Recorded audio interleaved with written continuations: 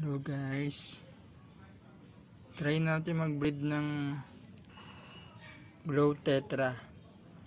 Yan, wala tayong net kaya yan yung net natin.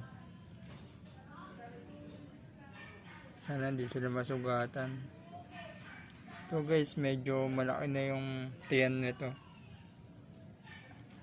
Yan, tingnan natin kung kailan siya mangingitlog. Yan,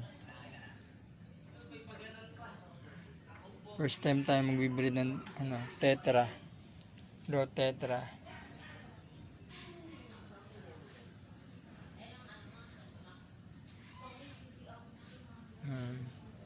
Isama natin yung apat na iba-ibang kulay.